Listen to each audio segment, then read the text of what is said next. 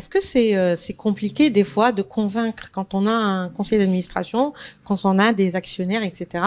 Est-ce que des fois c'est difficile un peu de convaincre? Oui, la mission est noble, enfin l'objectif est noble, mais quand on vient et qu'on demande des budgets ou qu'on propose des montages financiers un peu, je ne sais pas, dans des périodes données ou dans des conjonctures données, est-ce qu'il faut batailler un peu des fois pour convaincre? Ou est-ce qu'il faut trouver le bon argumentaire, etc.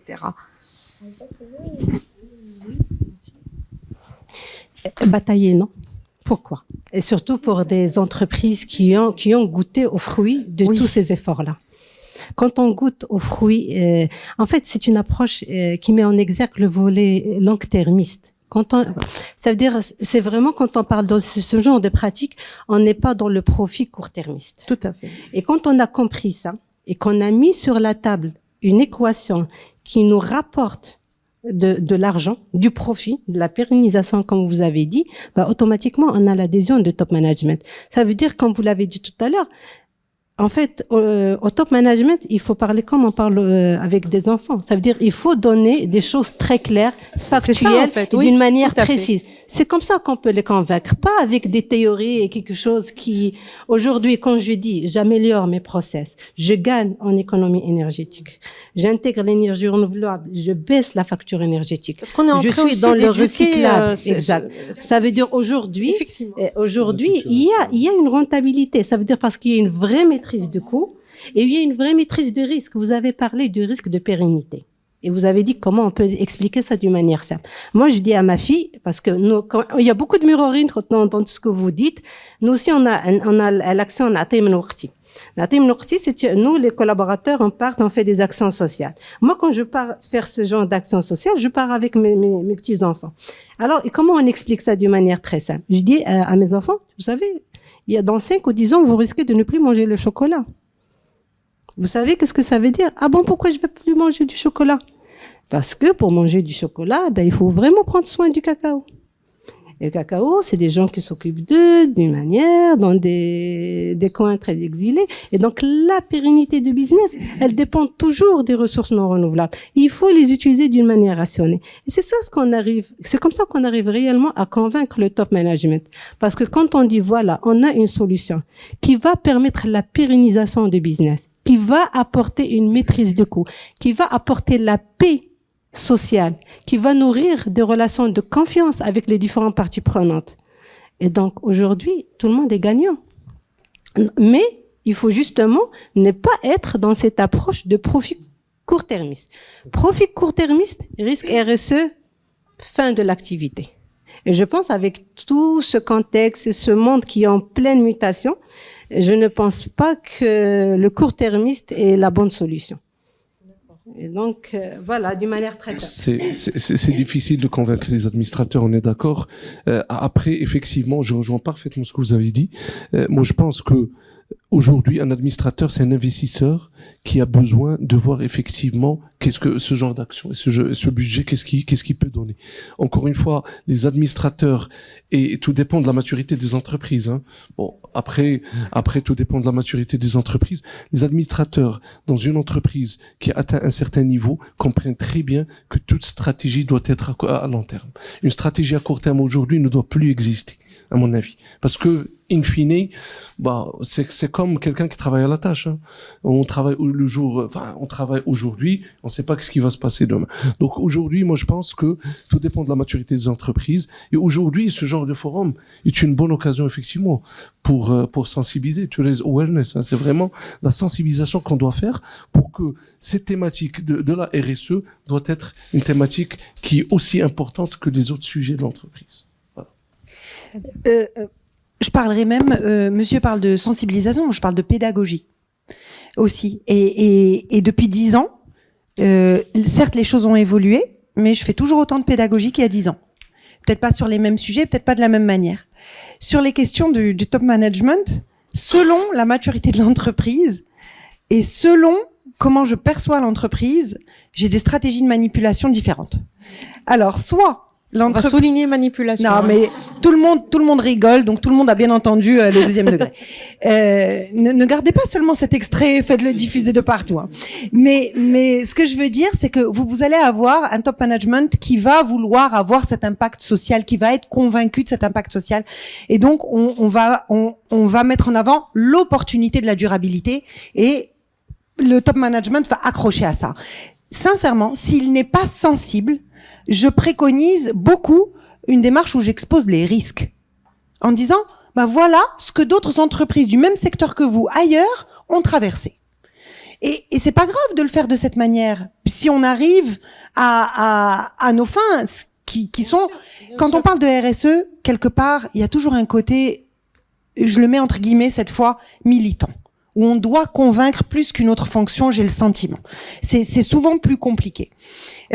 Ensuite, pour rester dans le conseil d'administration, je pense qu'une de nos plus grandes fiertés à Déclic, c'est le jour où on est arrivé à convaincre une entreprise d'avoir un référent RSE au sein du conseil d'administration. Et ça, c'est un très gros signal qu'on voit l'entreprise aussi bien en interne qu'en externe, c'est-à-dire on a une personne qui va avoir un regard particulièrement attentif au suivi du plan d'action, au déploiement, qui va le challenger en conseil d'administration, qui va demander des comptes. Et ça, c'est aussi important parce que même la gouvernance de la RSE, elle raconte beaucoup de ce qu'est la RSE en interne. Et ça, c'est important. D'ailleurs, on voit de plus en plus aujourd'hui de comités ESG qui se créent en conseil d'administration.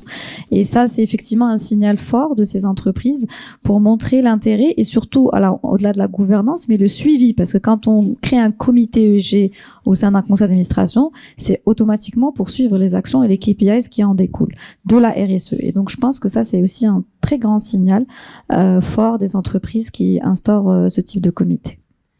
En fait, moi, juste par rapport à l'exemple de l'ADIEN, nous, au niveau de notre conseil d'administration, on a un administrateur indépendant spécialisé dans les questions développement durable, ESG et doctorante MIT. Donc, il nous challenge sur toutes les questions du développement durable. Et c'est vrai, ça nous aide énormément parce que quand on a un administrateur indépendant, il n'a aucun enjeu par rapport, en fait, certes, il a des enjeux par rapport à tous les aspects profit, continuité de business, mais il nous challenge réellement, justement, sur l'opérationnalisation et la prise en compte de l'ensemble des enjeux, des risques et des opportunités RSE. Oui, c'est une très, très bonne recommandation. Parce que personnellement, ça m'aide dans la réalisation de mon travail. Merci. Et sous un autre angle, en fait, au-delà de l'aspect du volet financier, il y a aussi le volet réglementaire, on est d'accord?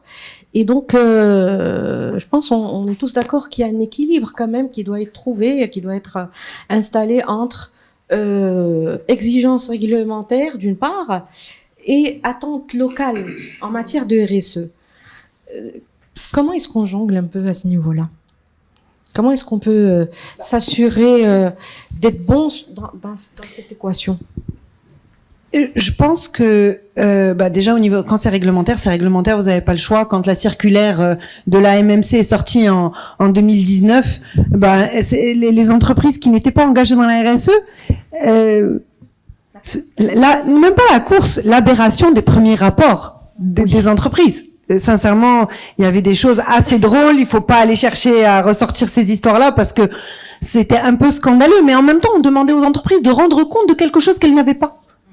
Donc ça, c'était... Alors, les entreprises qui étaient déjà engagées, c'était beaucoup plus simple.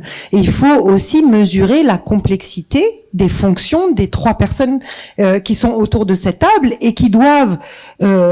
Et qui sont face à de plus en plus une usine à gaz d'indicateurs. Parce qu'en fait, vous renseignez les indicateurs de la MMC. Ça, vous êtes une entreprise cotée, vous devez le faire.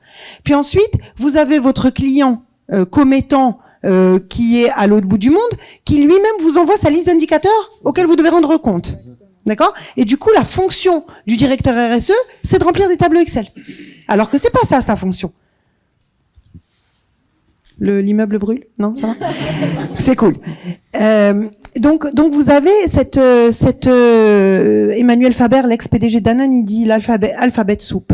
Il y a des indicateurs à tout va, il y a des réglementations à tout va, il y a la réglementation européenne qui impacte les entreprises exportatrices et auxquelles on est supposé, enfin que les entreprises exportatrices sont supposées s'accaparer.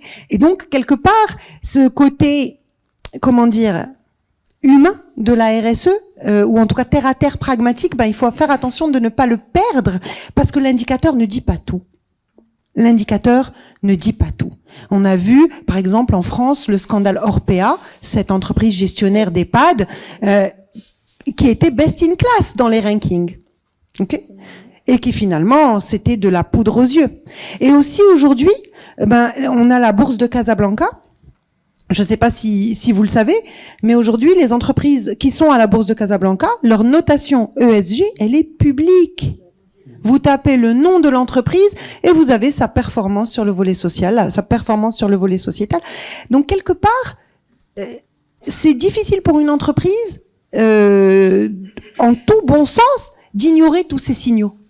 Que ce soit les signaux de ses parties prenantes, que ce soit la réglementation qui s'impose à elle. Quelque part, quand j'ai commencé il y a 10 ans, on me disait « Oui, mais c'est volontaire ».